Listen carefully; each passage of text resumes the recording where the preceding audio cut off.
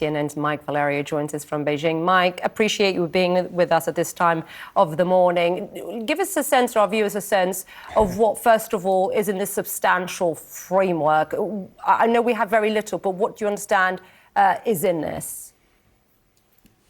Well, we have four essential points with the caveat, Issa, that these points, these details so far are coming from the American side. The Chinese side of the equation is a little more taciturn, a little more circumspect and cautious with the details. So this is what we have as we understand them. The deal, the agreement that's going to come into focus in 4 points. The first one, China agreeing to help stem the flow of fentanyl and fentanyl precursor chemicals into the United States. That's been a huge concern of the Trump administration since the first days of the administration 1.0 in 2017.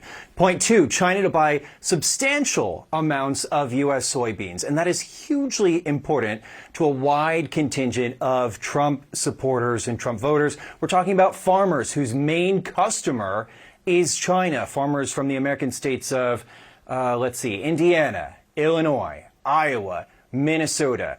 Their primary customer, again, China for these soybeans. And in the middle of the trade war, China essentially said, well, forget it. We're not going to buy soybeans from you anymore as we are locked in this trade dispute. The third one, this is a huge one. China could delay rare earth export controls. And what we mean by that, in that wonky terminology, is this was China saying to the United States and the world that if you were selling a product, a gizmo, any kind of machine that had a trace less than 1% of a rare earth mineral from China, you would need to get a license to export that product around the world. And that could have, if that went into effect, disrupted supply chains far and wide and potentially closed off the spigot of rare earth minerals to the United States. And then point 4, finally, finalizing that TikTok deal, the drama that has been in the making for years, finally, perhaps coming to an end, Issa. And what you've just outlined for us, Mike, with the exception perhaps of TikTok, is slightly more advantageous to the United States, right? So what is China looking to get out of this?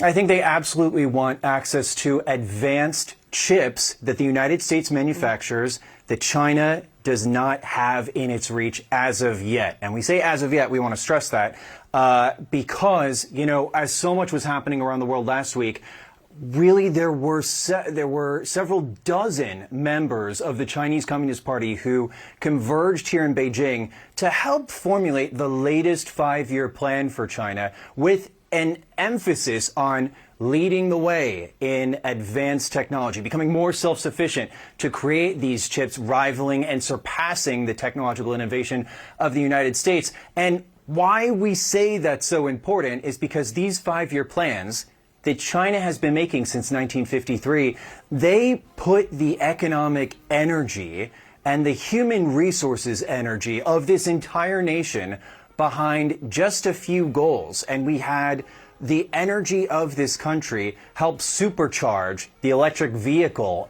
innovation that China has ventured into over the past couple of years, now making myriad EV companies and leading the way in that industry. So if China is now setting its sights on these chips that the U.S. has a monopoly on with its new 5-year plan, this is certainly a position that China does not want to be in. So for the time being, it wants access to these chips without the U.S. saying, oh, you know, all right, maybe we're going to put some restrictions on it in the near future. They want access to this U.S. technology with fewer conditions, and they want to be able to rival it on its own, Issa.